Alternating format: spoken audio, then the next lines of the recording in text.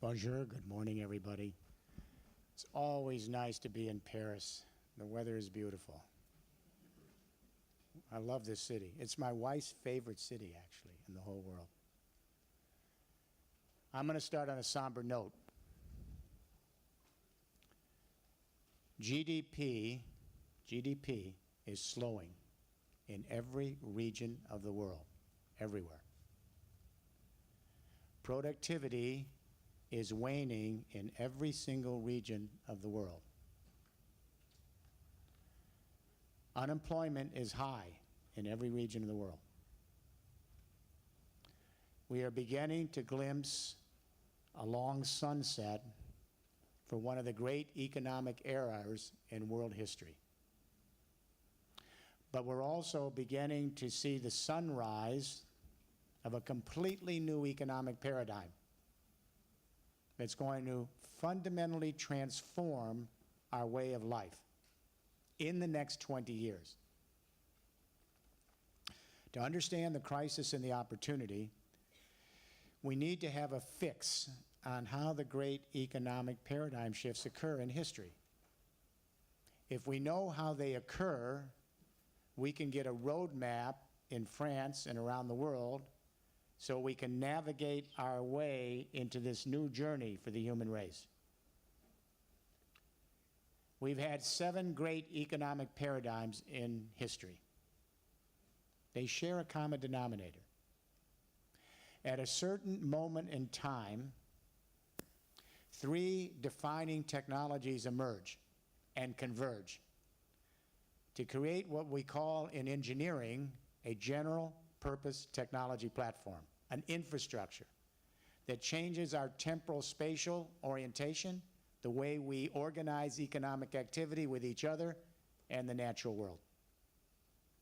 What are those 3 defining technologies? Number 1, new communication technologies to more efficiently manage the economic activity. Number 2, new sources of energy to more efficiently power the economic activity.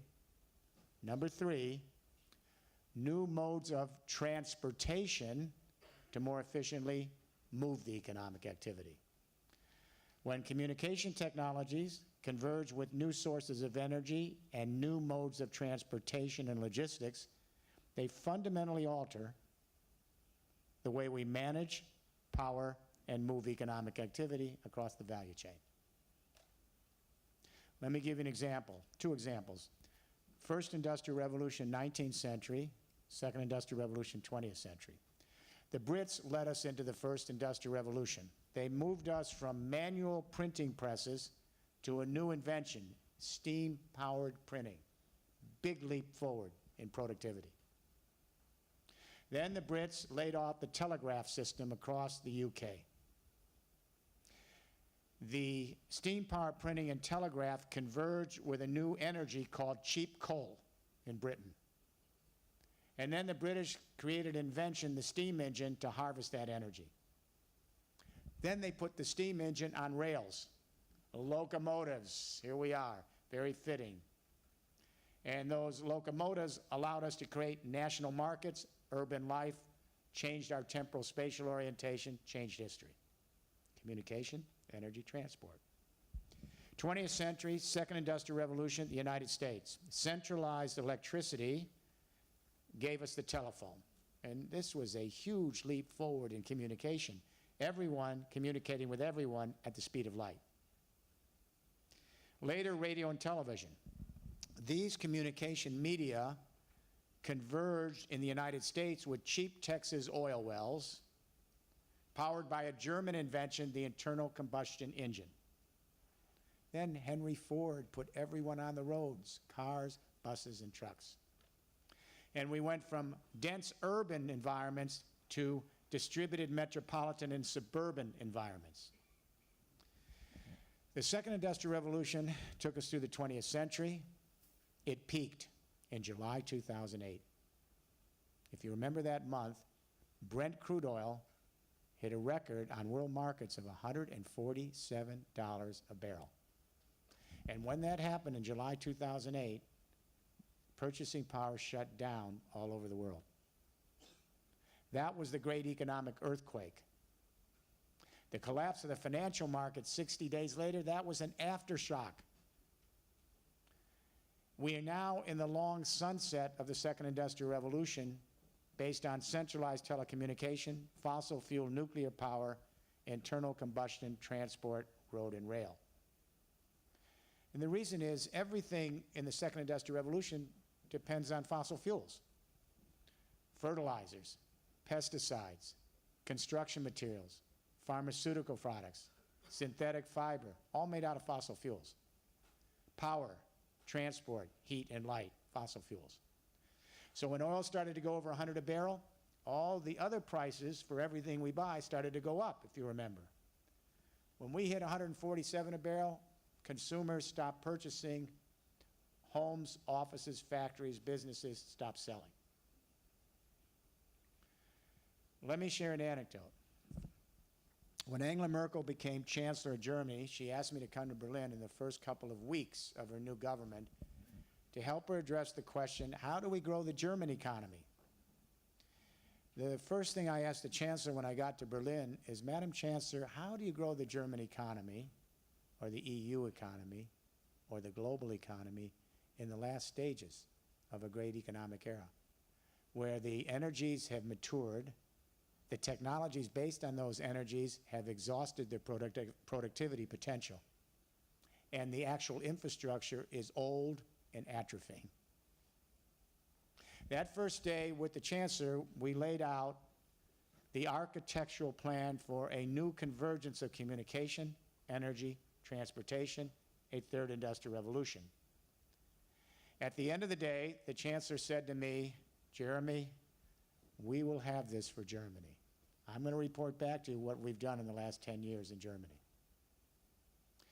Here is the new communication, energy, transport, convergence, the third industrial revolution, the communication internet. We all have our smartphones and our laptops and our software. The communication internet has matured in the last 25 years since the World Wide Web. But now that communication internet is beginning to converge in Germany, and now we're just starting with the leadership in China. That communication internet is beginning to converge with a digitalized renewable energy internet and a digitalized, automated, GPS-guided, and very soon, quick, driverless transport and logistics internet, road, rail, water.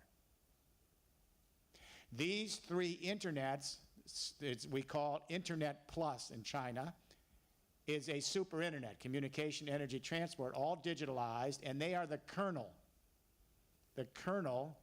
on top of a new platform called the Internet of Things.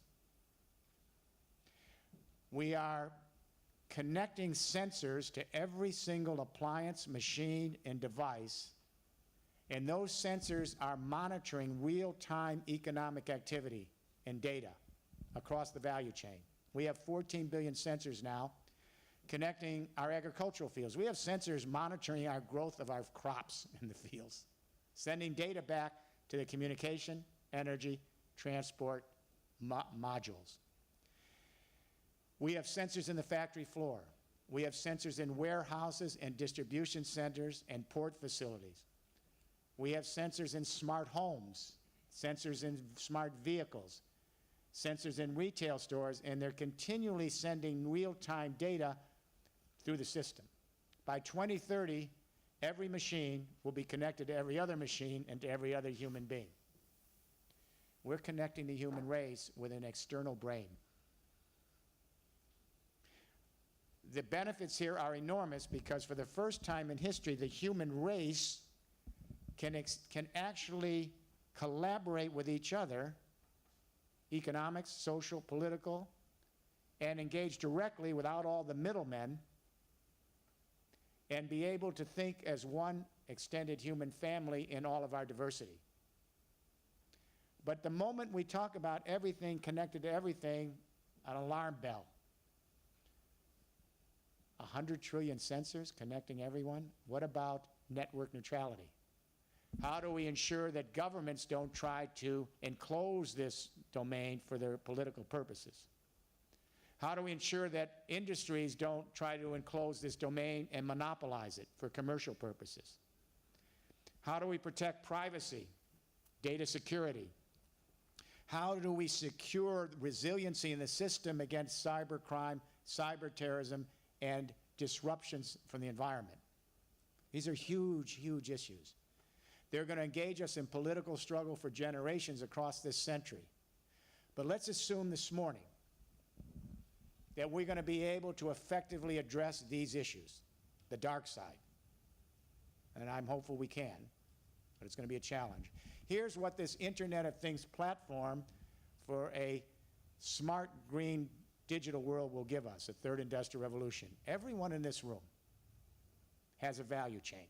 Whether you're a family, a small business, a large railroad and transport company, everybody has a value chain in this room. And all day long, we are marshaling economic activity, we're moving economic activity, we're storing economic activity, we're producing economic activity, we're consuming economic activity, and we're recycling economic activity.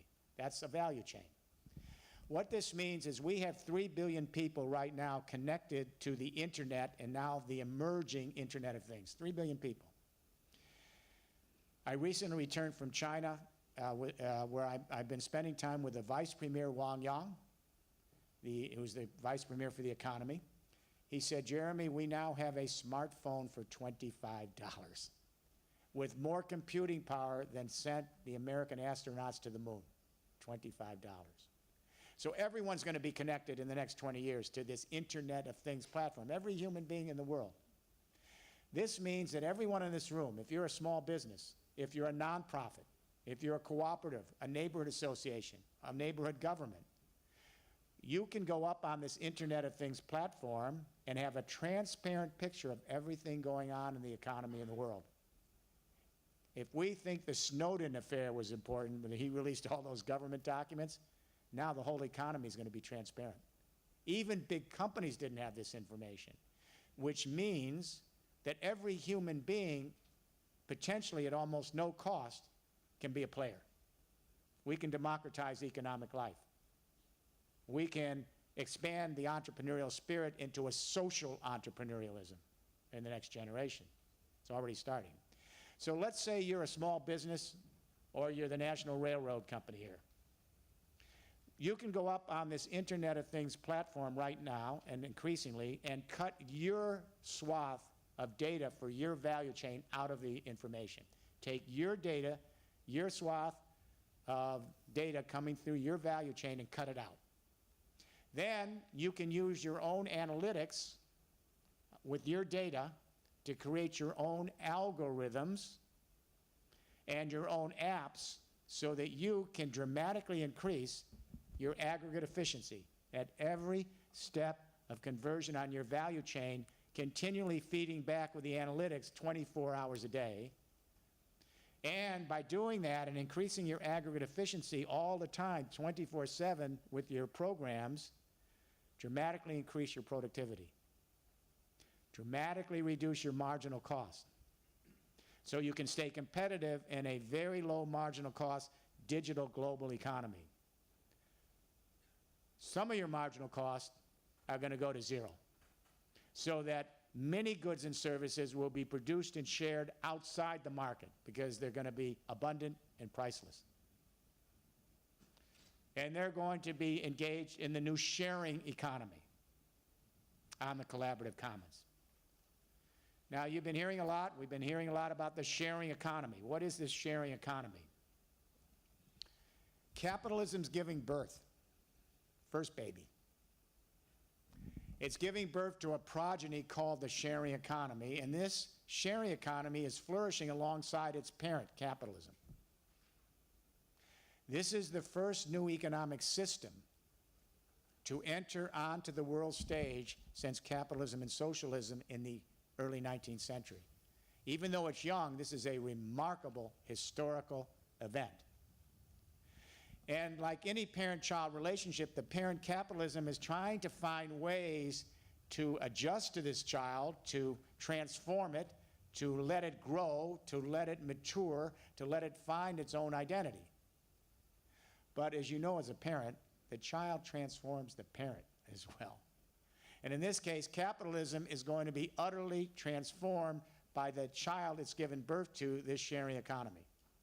To the extent that capitalism, the parent, can adjust and find value and nurture and become a partner of this child, they both will flourish side by side. We are already seeing a hybrid economic system. Part exchange economy, capitalist market. Part sharing economy, collaborative commons. By 2050, capitalism will still be here, but I think it's going to be utterly transformed. It's not going to be the exclusive arbiter of economic life anymore. It's going to have to share the center stage with its grown-up child, the sharing economy. Two economic systems, two choices, two options for your children. It's already starting. We have seen the impact of near zero marginal cost with the digitalization of the first internet. We already have the evidence. The first of the three internets, communications here, then energy and transport. The communication internet, digitalization allows us to bypass all the middlemen and dramatically reduce marginal cost to near zero. So right now, this morning, we have 3 billion prosumers on the web. We still have sellers, we still have buyers, we still have owners, and we still have workers. They're not going away. We've got a new category now, prosumers, who are producing and sharing all sorts of goods and services in the sharing economy with each other, bypassing the old system at near zero marginal cost. For example, right now as we sit here, we've got millions of people producing and sharing their own music this morning with each other on the web at near zero marginal cost. If you produce some music, whether you share that with one person or a billion people on the web, the cost is the same. It's near zero. We have millions of young people right now this morning who are producing and sharing their own YouTube videos, open source, no copyright, with each other. And whether you send that video to one person or a billion people, the cost is still near zero. You just need a smartphone and a service provider. We have millions of young people this morning who are producing and sharing their own news blogs, their own social media at near zero marginal cost, and they're also sharing information and knowledge. My newest book, The Zero Marginal Cost Society, was on Pirate Bay before it was published, and they even ranked it before Amazon. And now we have 6 million college students around the world taking massive open online college courses taught by the best professors, the best universities, and maybe $20,000 max to create the course, the film, the video. But whether you send that course to one person or a billion people, it's still near zero marginal cost, free. And they're getting college credits for these courses.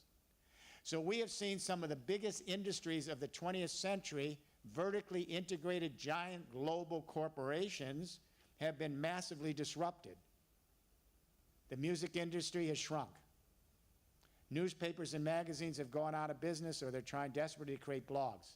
Book publishing is shrinking and rethinking its business model.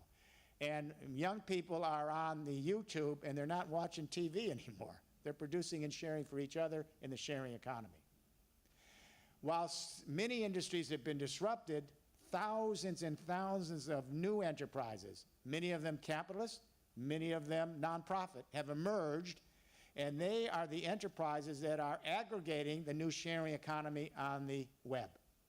It's not just the Facebooks, the Googles, and Twitters. There are thousands and thousands of startups providing the applications, the connections, the content, and the sharing collaborative commons.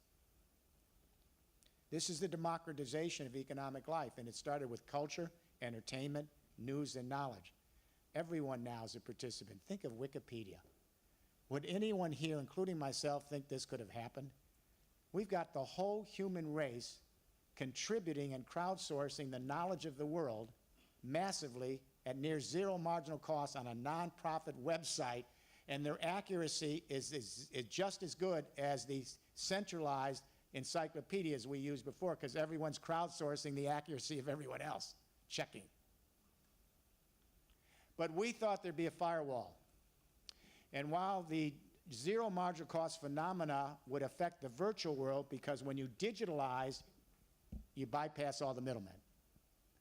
We did not think that near zero marginal cost phenomena would cross the firewall to the physical world. What I'm saying this morning, the firewall has been broken. And in the new book, The Zero Marginal Cost Society, I make the point that the communication internet, digital, is now converging. In Germany now, little Denmark as well, and now China, just beginning, the communication internet is converging with a digitalized renewable energy internet and an automated GPS and very quickly driverless transport and logistics internet, road, rail, water, to create, if you will, an opportunity now for the human race to produce and share their own energy, renewables at near zero marginal cost. And for a whole younger generation to move to sharing vehicles on automated driverless systems at very low marginal cost. Let's come back to Germany. What's happened since the chancellor's come into office? We're now 27% green electricity in Germany, solar and wind this morning. We're heading to 35% solar and wind electricity well before 2020. We're heading to 100% solar, wind, geothermal, biomass by 2040 across the board. We were just, Claude, you and I were just looking at a chart yesterday of regions in Germany, whole regions that are 100% of their electricity is renewable, whole regions, right now. Some of them, they're producing so much energy that they're having to ship it out. What's interesting about this new energy, the fixed cost of generating solar and wind electricity is on an exponential curve, just like computer chips. This is what needs to be told. You know, when I was a kid, I'm the oldest person here in this room, and when I was a kid, computers cost millions and millions of dollars, and the chairman of IBM said, we'll only need about 6 or 7 of them. They were just too expensive. We didn't anticipate exponential curves with the Intel chip. So for 50 years, today, this year is the anniversary of Moore's Law. We started to see that we could increase the capacity and half the cost on computer chips every 2 years. So now the Chinese have a smartphone for $25. We are seeing a similar curve, 20 years now in solar and wind, an exponential curve. A solar watt in 1970s, a solar watt in 1970 was $150 to produce a watt. It's 65 cents today. It will be 36 cents in the next 24 months. $150, 35 cents. It's going to be as cheap, the harvesting technologies, they're moving on a curve, and you're going to have as cheap as the smartphones within the next 10 or 15 years. This curve is not going away. And so power companies, in my global group, we have power companies and electricity companies and transport and companies and manufacturing companies in our global group. And I can tell you, the power companies right now are quietly in Europe and America, in certain regions, quietly, they're buying long-term contracts for solar and wind at 4 cents a kilowatt hour, 20-year contracts. It's gone. Fossil fuel and nuclear is over. It doesn't make any difference what the debate is. They're quietly buying these contracts. They see the curve, 4 cents a kilowatt hour right now. But once you pay the fixed cost of these harvesting technologies for solar and wind, the marginal cost in Germany for 27% of the electricity powering this huge economy, 27% of electricity this morning, near zero marginal cost. The sun is not sending a bill over Germany. The wind is not invoicing in Germany. The geothermal heat is not charging in Germany. It's all free. You just have to keep the technology clean. Imagine as Germany moves in this energy internet, businesses plugging in to an energy grid where their energy is nearly free. How does any country in a second industrial revolution platform with the old energies compete with that? Can't be done. And now it's not only in Germany, it's now in China. Premier Li, the new premier, when he came into office, I was surprised. He said he had read my last book, The Third Industrial Revolution. He put out his biography, and I thought it was a joke at first, but he had read the book, and he'd instructed the central government of China to begin to lay out the architectural plan I'm talking to you about today. After my first visit to China, 11 weeks later, they announced an $82 billion 4-year startup, starting this year, to lay out the digitalized electricity, internet, and energy so that everyone in China can produce their own solar and wind, send it back to the grid. Who's producing the new electricity? It's being shared. What's happened here is we have 4 major power companies in Germany, EnBW, RWE, E.ON, and Vattenfall. We thought they were invincible. They're vertically integrated giants. And boy, what happened to them in the last 10 years is what happened to the music industry, newspapers, book publishing, and television. Millions of small players across Germany. Denmark's done the same thing, so you can do it in a small country of 4 million, but millions of small players have come together in a sharing medium called electricity cooperatives, which are shared enterprises, democratically managed. Farmers, consumers, SMEs, industrial parks, they create the electricity cooperative, shared commons, and every one of them got loans from the banks for solar and wind technology. Why? The banks knew, they get their places audited, the banks knew they'd pay back on the energy savings and the premium they get for sending the new energies to the grid. No one was turned down. They didn't need the government. And so the vast majority of this new electricity is being produced by cooperatives, shared cooperatives, sending it back to the grid. The big 4 power companies are producing less than 7% of the new electricity. They're out of the game of generation, but they're not out of business. They have to change their business model. So what we said 7 years ago, I had a debate with Mr. Tyson, the chairman of E.ON. It's a 3-hour debate. And I laid out a new model for him, and he said, this is not going to happen. He did it 3 months ago. Took a while. And here's the new model. We said, here's what's happening. We now have millions of people producing and sharing electricity, selling it back to the grid in cooperatives. Within 5 or 10 years, tens of millions. Within 20 years, hundreds of millions. Within 25 years, you young people will see this. The whole human race is going to be producing their own green electricity. The developing world, every neighborhood, small, easily stored. Do the energy, store it, hydrogen and other storage technologies, and ship it out to the grid. This is happening because of the curves. So what's the role of an electricity transmission company like ERDF? What we said is, you're not getting out of the second industrial revolution tomorrow morning. This is not either or, it's a 30-year transition. So the smart companies have to be both in the second and the third industrial revolution at the same time, and you make a transition over 30 years. So what we said to the power companies, your new mission increasingly will be, you'll be selling less energy, and what you will do is the less electricity you sell, the more money you will make. You will set up partnerships with thousands of enterprises, nonprofit, profit, the sharing economy, the capitalist market, and you will help manage those enterprises' data chain. So you can help them with their analytics to create algorithms and apps so those thousands of enterprises, profit and nonprofit, can increase their aggregate efficiencies across their chain. That's the ratio of potential to useful work, and they can increase their productivity and reduce their marginal cost. Then those thousands of institutions and enterprises will share their productivity gains back with the power company. It's called performance contracting. There's more money in selling less electricity, and the electricity companies helping us move to a more ecological, sustainable world. E.ON, 3 months ago, sold off their fossil fuel and nuclear into another division. They're moving to managing energy services. Here in France, GDF Suez is beginning to develop into this model. They're smart businesses. And here in France, when we put together, because of Mr. Verschuur's leadership and Mr. Pecheron's leadership in Nord-Pas-de-Calais, when we contracted to make this the first region in France to usher in this revolution, I get a personal call, no secretary, from Michelle Bellon, ERDF. She says, we're joining you if you'll have us in Nord-Pas-de-Calais. I met with her global team. Then I met Mr. Poglio's office called, EDF. Mr. Poglio would like to sit down with you. We spent 4 hours with his global team. He says, we're going to be with you in Nord-Pas-de-Calais. And they are, right now, in metropolitan Lille, as we lay out an Internet of Things platform, the first one in France. They're on the ground with us right now. And GRDF, Suez, they're there. Smart business. So the capitalist market is going to be side by side with the sharing economy.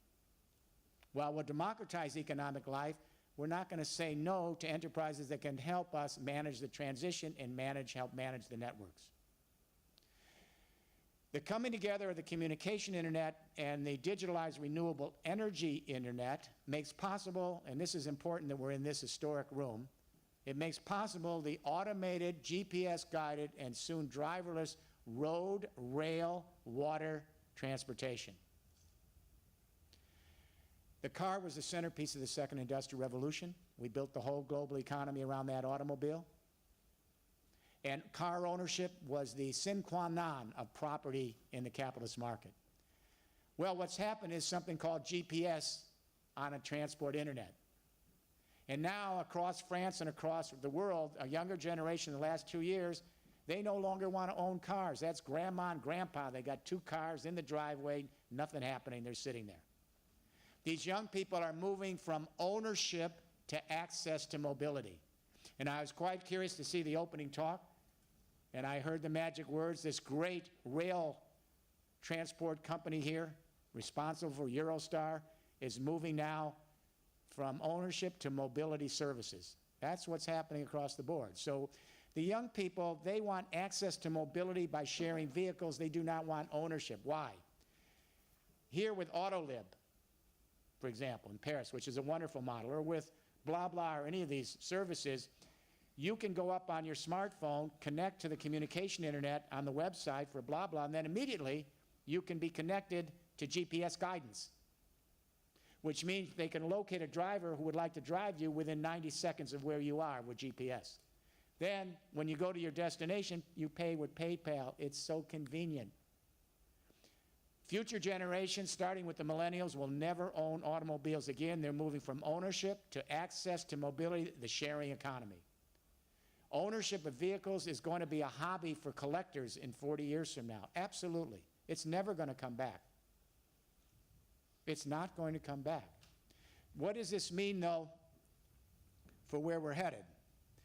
As we head to GPS-guided automated systems, and driverless is here right now. If you think this is 20 years away, the state of Nevada just gave permission to Daimler Trucks to operate driverless vehicles in Nevada starting right now, this month. No more tests. It's going to spread everywhere within the next 24 months. Now, going to be big questions about liability, but it's moving. It's moving. So, for every car shared in the sharing economy, 15 cars are eliminated from production.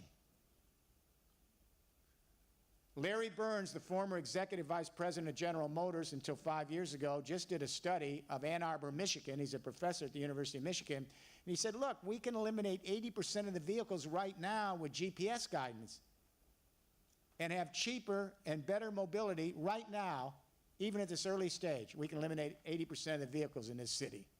If you extrapolate Larry Burns' study, we have 1 billion cars, buses, and trucks all over this planet choking us in traffic, wasting our lives, and it's the number 3 cause of global warming emissions. Number 1 is buildings. But we're going to retrofit every building in France like we've done in Germany. In Germany, 39 million buildings. I was with the construction industry yesterday here in France. 39 million buildings in Germany.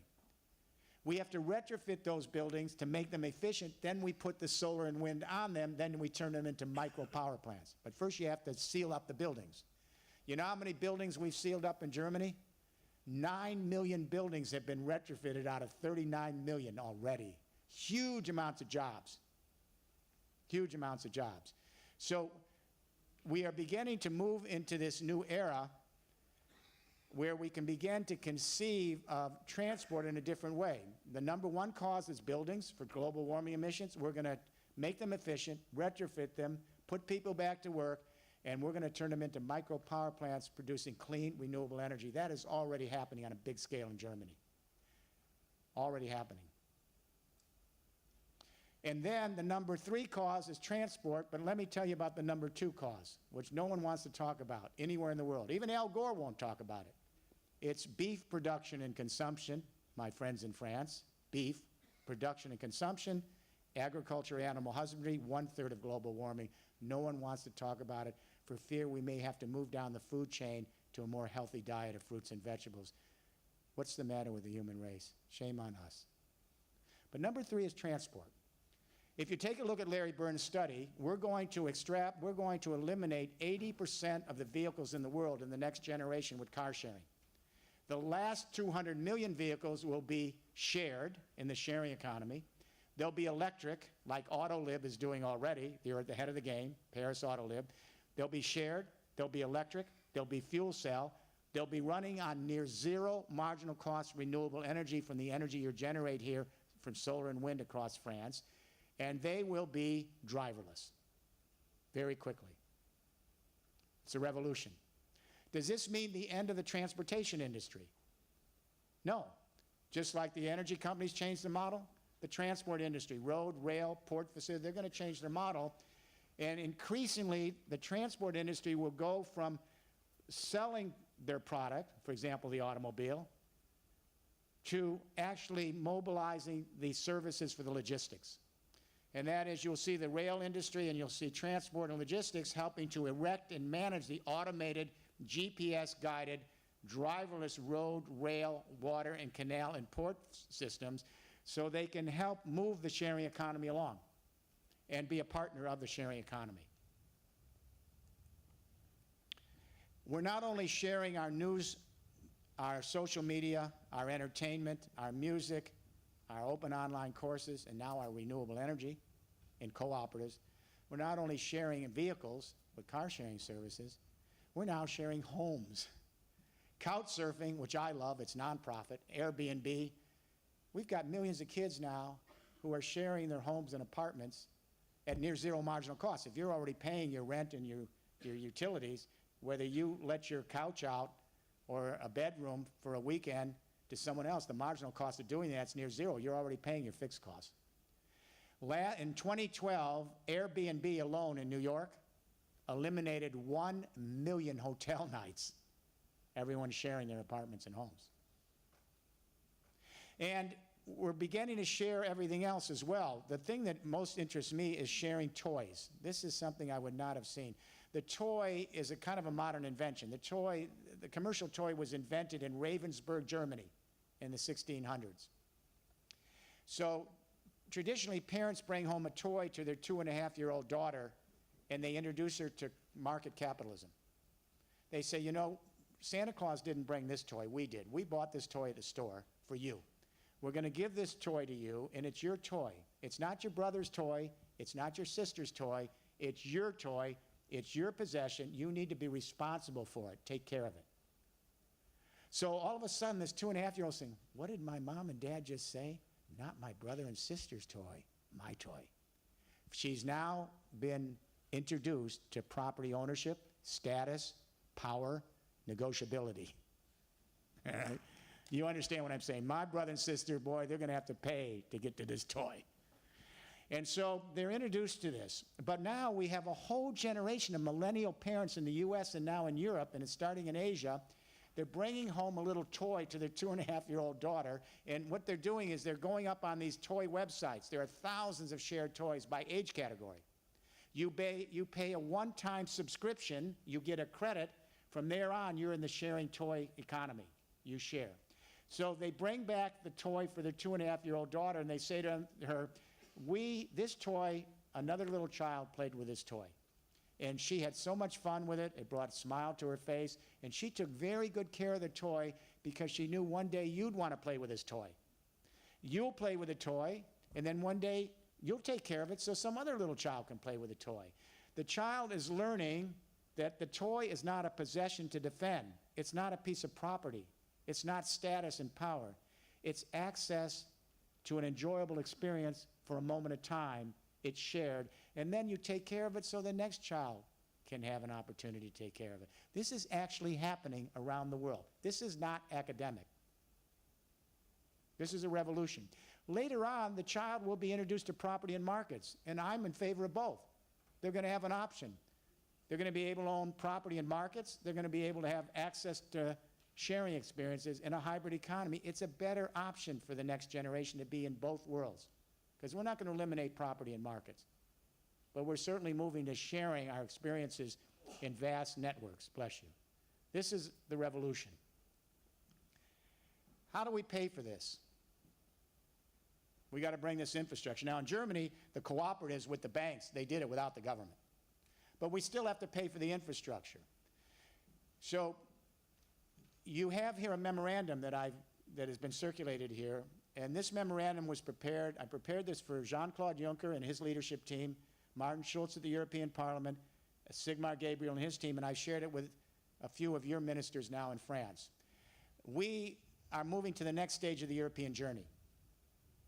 Europe has always had to have a new journey to bring Europe together, and without a new journey, it falls back. So the European journey started after World War II when France came together with Germany and said no more war for the coal across Nord-Pas-de-Calais to Rhineland-Westphalia. We had millions of people die for that coal. France joined Germany in something no one would have expected in this history, and they said, we're going to share the coal and share the steel. That created the common market for Europe, the coal and steel community. Then France, again, initiated with Germany and said, we're going to share the nuclear power, the Euratom project. That moved Europe to the next journey. And then France joined Germany for the Maastricht Treaty to create a political union. Then France joined Germany for the euro to create a monetary union. Then France joined Germany to create the geographic extension of 28 states to create a geographic union. Then France joined Germany to create the 20-20-20 formula for sustainability. The next journey is a smart, green, digital Europe to lay out this third industrial revolution infrastructure, communication, energy, and transport, riding on top of an Internet of Things platform so that we can move Europe ahead. And what's so interesting is history repeating itself in a new way, thanks to the leadership of Mr. Pacheron and Mr. Vasseur. I know I'm going to embarrass you by saying this, but Nord-Pas-de-Calais is now joining with Rhineland-Westphalia across the border in a collaboration to lay out a smart digital cross-border partnership for smart digital France and Germany. Now we need the leadership in both countries to join hands for all of Europe. How do we finance this? The money is all there. In Brussels, when I met with the leadership over a series of meetings, they said, where's the money? And I said, my God, we have the money. In 2012, we spent $740 billion of money in 2012, $740 billion US dollars on infrastructure in Europe. 1 year, bad year, recession year. Public and private money, $740 billion dollars. The problem is not the money, it's where it's going. We're investing it in new old.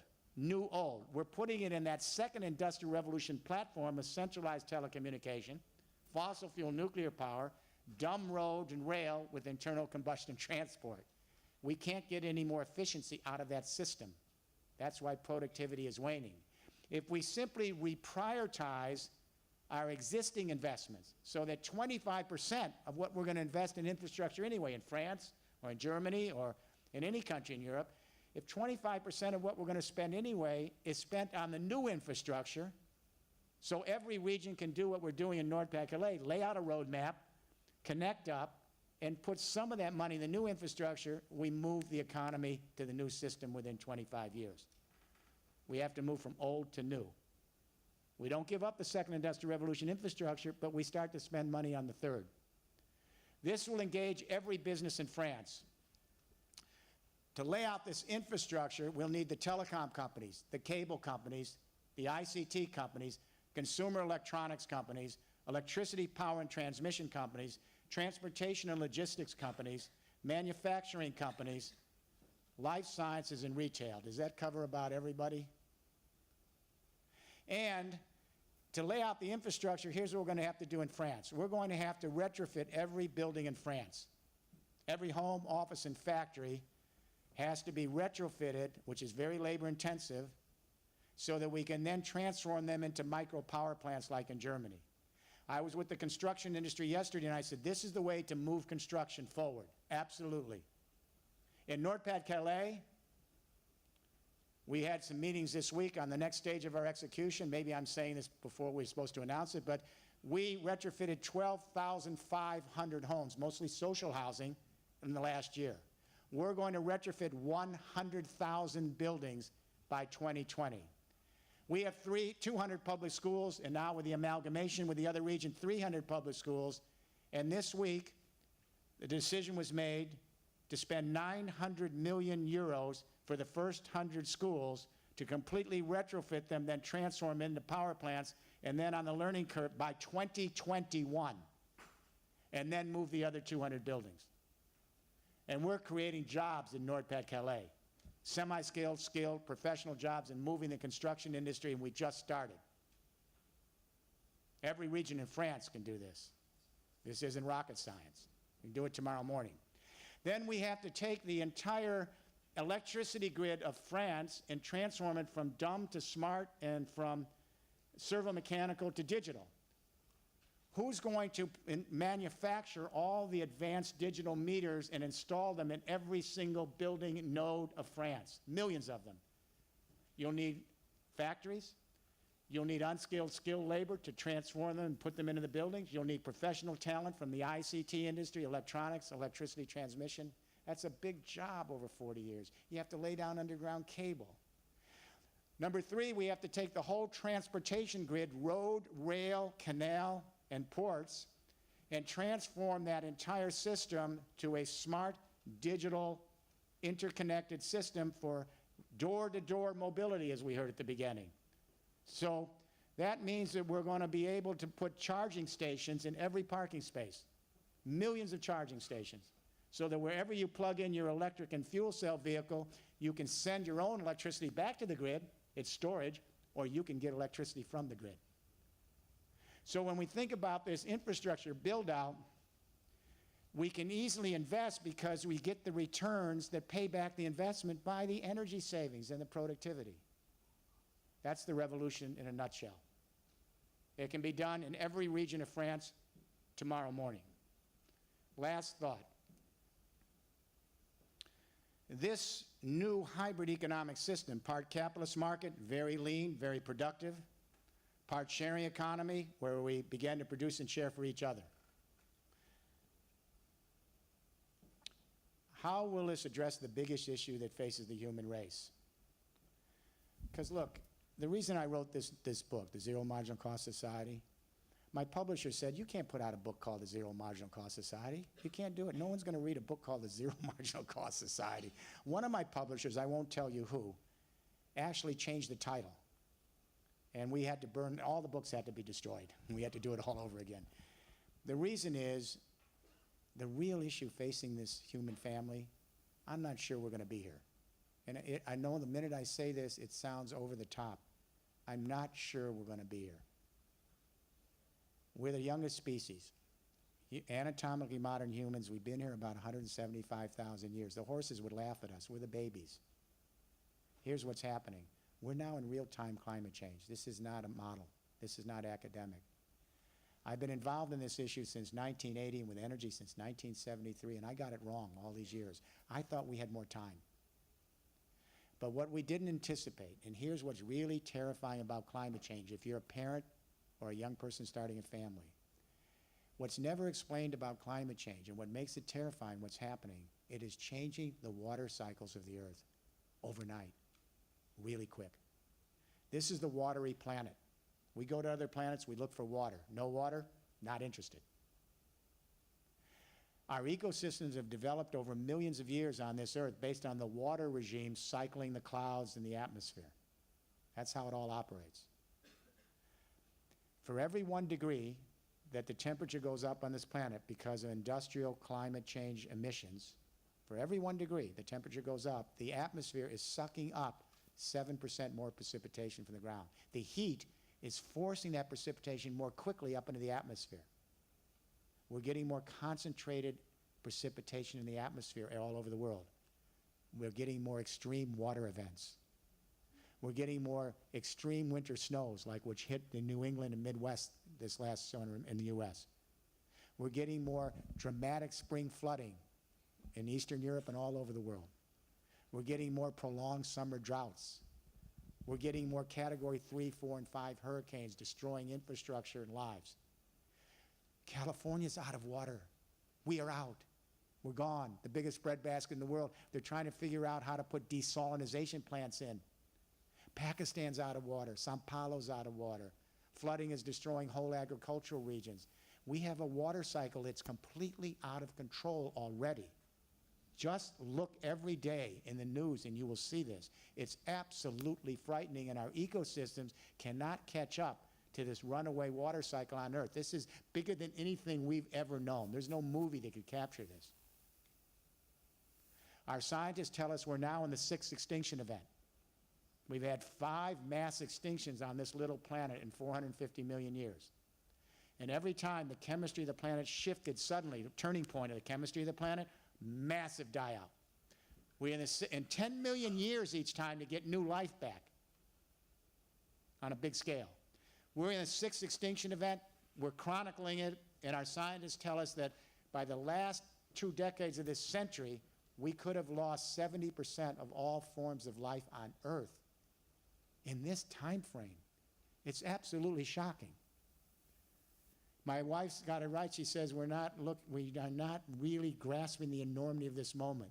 And I will remind you, statistically, 99.5% of all the species that have ever been on this planet, 99.5% of all the species that ever lived on this planet have come and exited.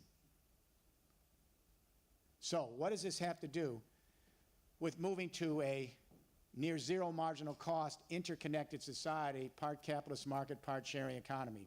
Zero marginal cost is the ultimate goalpost. It's the metric for allowing us to reduce our ecological footprint and replenish the Earth.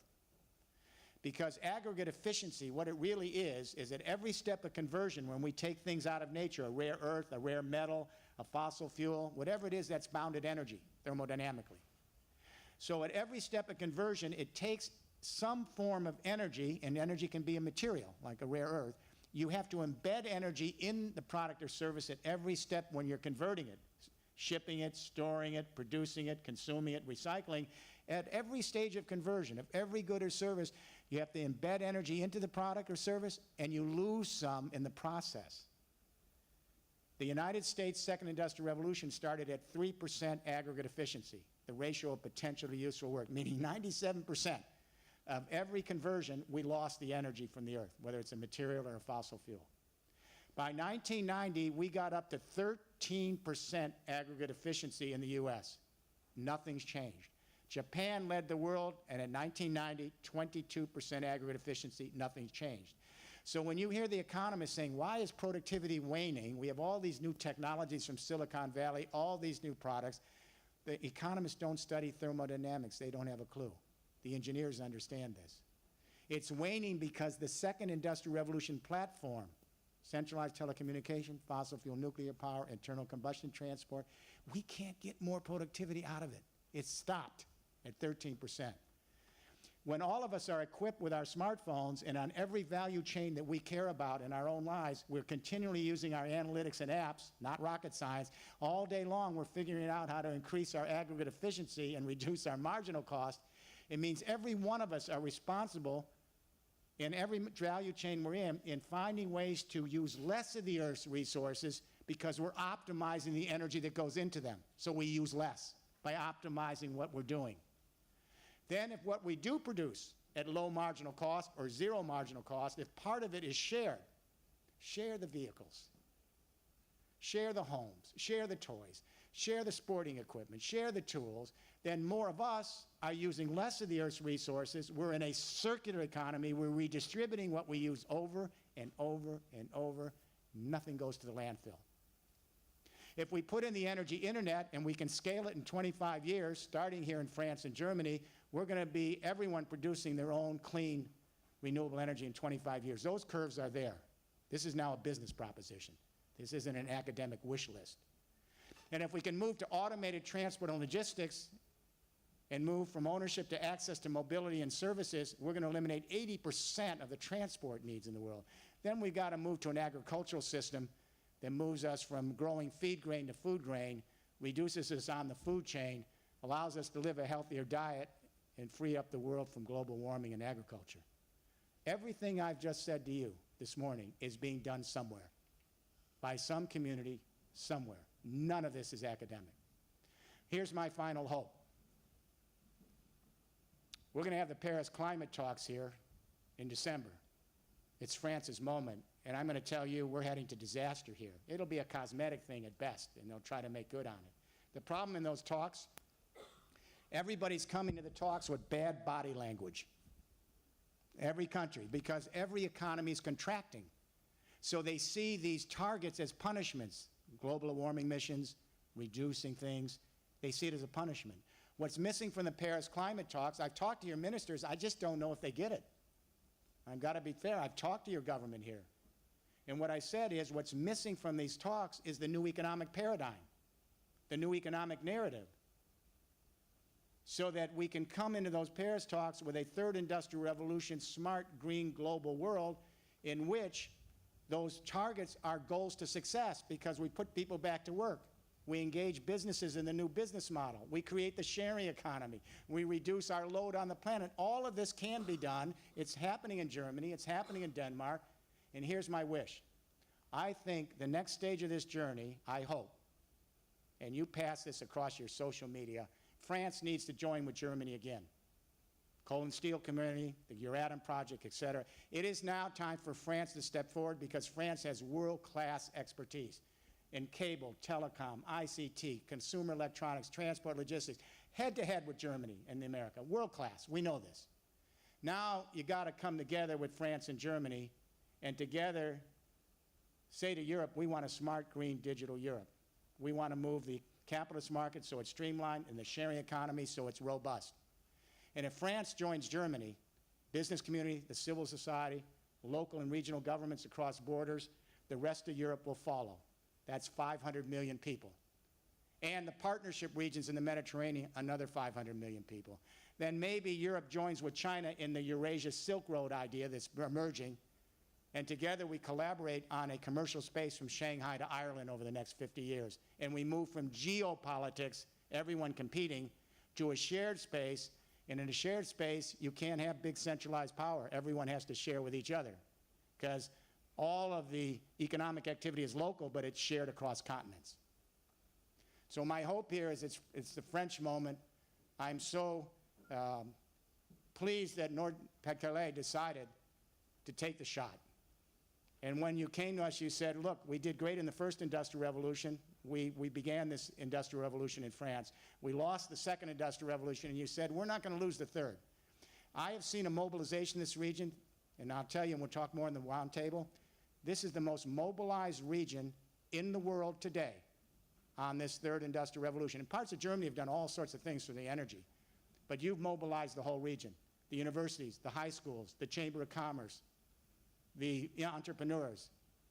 And I would say to everyone here, come to Nord-Pas-de-Calais. Just come. Don't look at me. Don't take my word for it. And sit down and see what's happening in this region. Every region in France should follow this model. Today is the time to make this decision. Pass the word to all of your friends. Hopefully this is a new moment for France, and hopefully France can make this a new moment for the human race and our life on this planet. Thank you.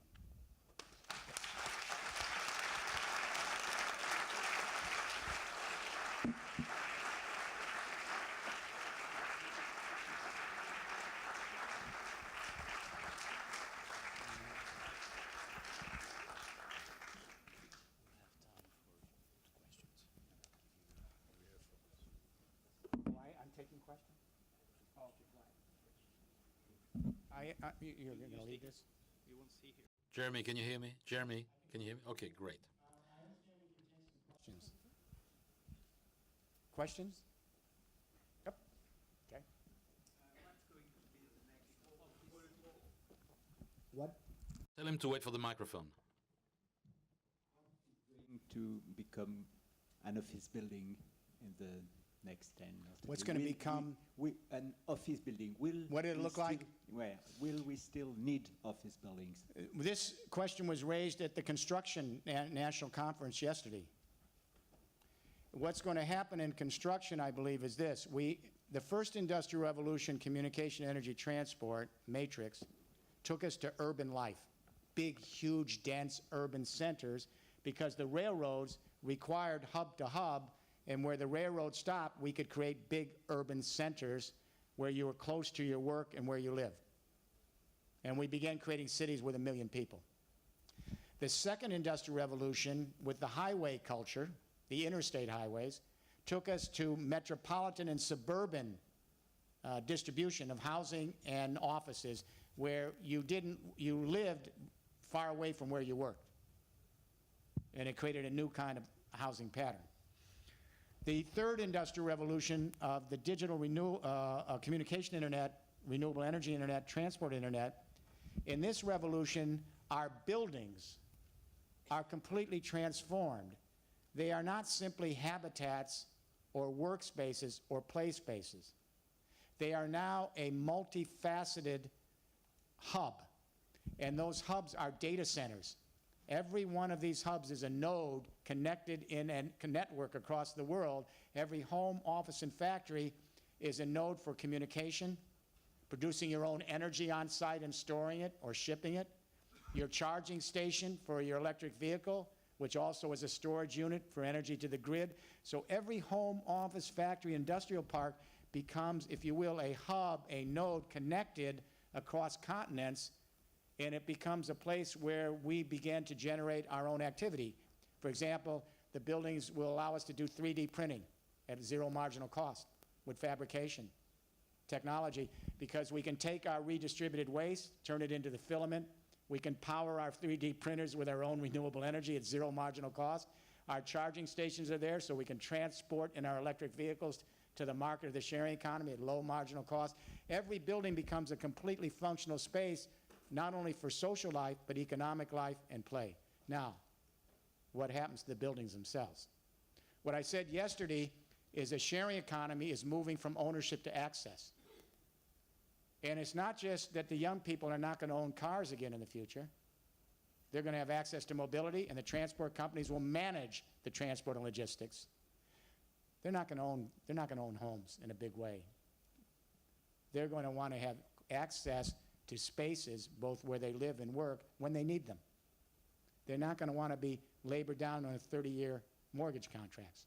They're going to want to have access to living spaces, play spaces, workspaces when they need them. So what's the role of the construction industry and real estate?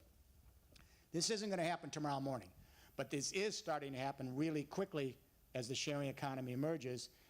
The construction industries, the local contractors, the real estate companies, they will increasingly build to manage rather than build to sell. Build to manage, not build to sell, where their job will be to help aggregate this sharing economy so the rest of us can have very low marginal cost, and the construction and real estate companies will own and manage and help us with the analytics through our data information. They'll help with the monitoring of the equipment. They'll help us with the algorithms so that they can be part of our process, whether we're a small business or a homeowner, to help us constantly increase our aggregate efficiencies across the places where we work and play and live.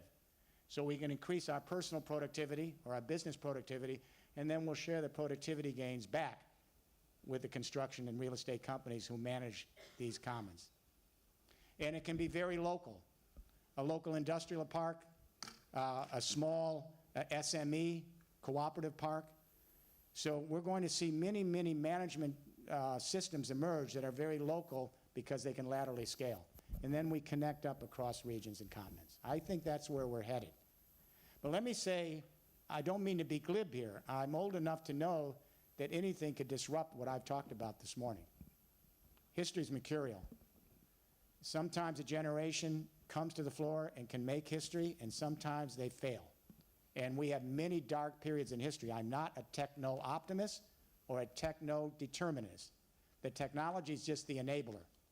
The real key is the change in consciousness. Let me spend just a moment on that. The kids are shifting to a new sense of affiliation. You know, we've had tribal blood ties and religious affiliations and ideological affiliations based on national citizenship. The French gave us that institution. And all of those are still here, but the young kids on the internet, they're creating a new frame of reference. They're starting to see the biosphere, the planet, as their indivisible community. And the biosphere is the sheath from the stratosphere to the oceans where life and chemistry interact to maintain life. So we have in Nord-Pas-de-Calais, and I was there with the high schools the other day, the kids are learning with each other in the schools and going home, and they're saying to their parents, we have 2 cars here, why don't we car share one of them? And they're saying to their parents, why is the electricity on the TV, that red light? We're not using that TV. And why is Daddy using so much water while he's shaving? And this is the one I love, and this is hard for French people to absorb. Young people in France are starting to come home, some, and they're saying, where'd this piece of beef come from on the table? I know some of you know this, or your kids are saying this. They're realizing, did this come from a rainforest? Did they have to destroy the trees in the rainforest for 4 inches of topsoil, which you only use for 3 years, to graze my cow? And the kids understand when they destroy the trees to raise the cow for my piece of beef here in France, the trees are the habitats for rare species of life that only exist there. They go extinct. And when the trees are no longer there to graze the cow for the piece of beef, they can't absorb CO2 from industrial climate change because they absorb the CO2. That means the temperature goes up on the planet, and 10,000 miles away from where my piece of beef is, some farmer's being flooded out or has droughts. The kids are learning ecological footprint. They're learning that everything they do can be measured in terms of their ecological footprint on the planet, and they're beginning to affiliate with the biosphere, where all the relations that connect this planet come together. It's still young, but this is a real change. Can you imagine? My generation, the 50s, wouldn't even have known what this was about. So what I'm saying is that we're going to change construction, we're going to change a lot of industries, but the big change is our young people are Skyping in global classrooms. They're connecting on Facebook all over the world. That's a big family album. 1.5 billion people now are on Facebook, and they're beginning to connect with each other. And there are still bad pockets. Tribal blood wars being fought in the world today, religious wars being fought in the world today, ideological wars, between countries. All that's still here, but maybe the younger generation will get us in time to thinking about our indivisible community, the biosphere. We've got to save the biosphere. I hope we get there in time. It's a big race. One more question. One more? Someone? Over here?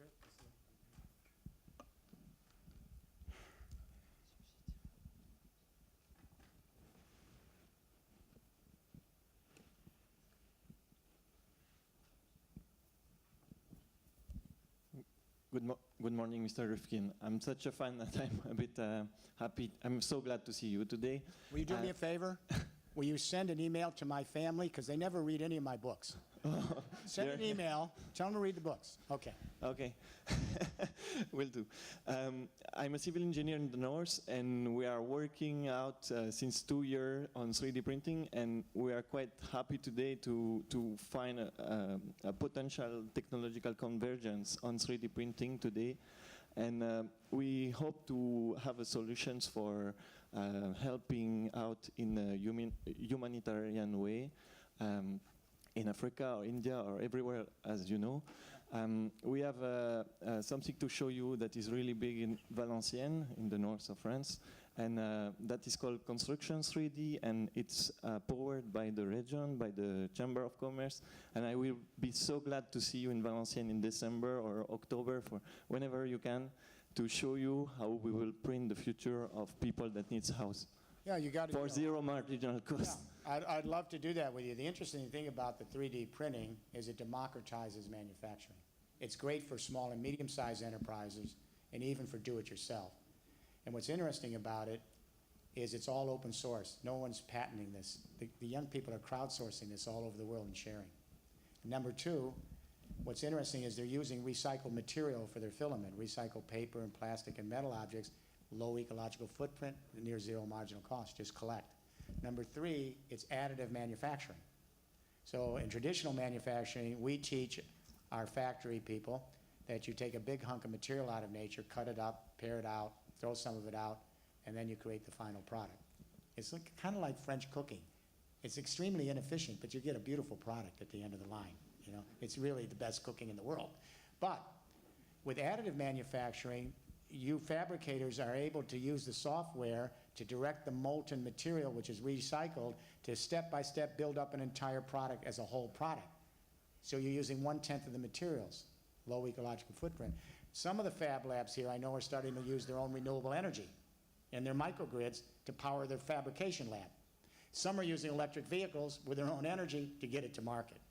So it's a revolution. Now, the big manufacturers aren't going to disappear. The smart ones, they're going to work with the SMEs, and they're going to help aggregate the networks, but they're not going to be the only ones in charge. The SMEs, this is a renaissance for the SMEs. It really is. Finally, this week in Nord-Pas-de-Calais, the high schools told me there's going to be a 3D printer in every single high school. This will be the first region in the world, every single high school. And then it's going to be open to the community for their parents and others after school hours. This is the first region in the world where every public high school is going to have a 3D fabrication lab. And this is going to change history because a whole generation is going to grow up. And they're going to be Skyping in global classrooms, sharing knowledge, and figuring out ways to create all sorts of new physical products they can share with each other, either share in the sharing economy or low marginal cost in the capitalist market. And what they're going to do is just what their parents did. The millennial parents used their software to create all sorts of new virtual goods they could share, YouTube videos and music. Now the kids are going to do it with physical goods. It's a revolution. So I would love to see what you're doing. And if you can bring it to COP21, that's Let's even get better. France to bring it to COP21, and let's tell the French leadership here, Mr. Hollande, President Hollande, about a year ago said, we will not lose out on the third industrial revolution. You remember? He did a public speech. He said it isn't going to just be China or Germany. We will be there.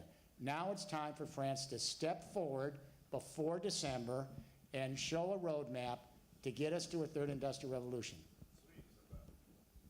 3rd of December. Oh, you want to talk about the train? Well, that's interesting. This is going to be a lot of fun. Nord-Pas-de-Calais came up with this plan, and Mr. President Hollande said, yes, we'll do this, to have a train in Paris, chartered, for all the delegates at the climate talks.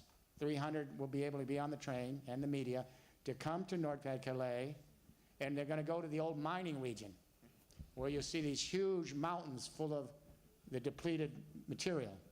And then you're going to see the housing of the miners. It's all being converted, retrofitted, and turned into solar power plants, every little house. The church is solar. So we'd like Pope Francis, if he comes, to come to Nord-Pas-de-Calais and see a solar church.